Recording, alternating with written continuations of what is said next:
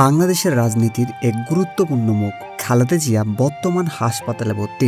দেশের কোটি মানুষ এখন তার অসুস্থতা নিয়ে উদ্বিগ্ন। আজ আমরা জানব তার বর্তমান অবস্থা, চিকিৎসার আপডেট এবং সম্ভাবনা আমাদের মাঝে ফিরে আসার। খালেদা জিয়া বর্তমান ঢাকার একটি হাসপাতালে ভর্তি আছেন।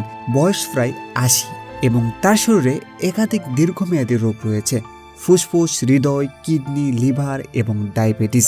সম্প্রতি তার চিকিৎসার জন্য চীনের বিশেষজ্ঞ চিকিৎসকরা ঢাকায় এসেছেন।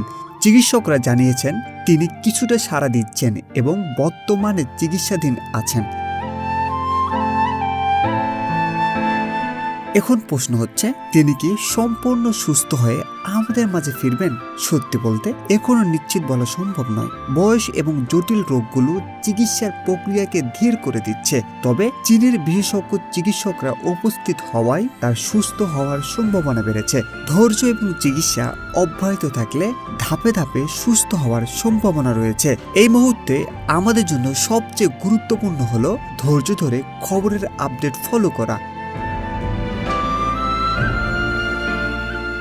আশা এবং প্রার্থনা খালেদা জিয়ার পাশে রয়েছে।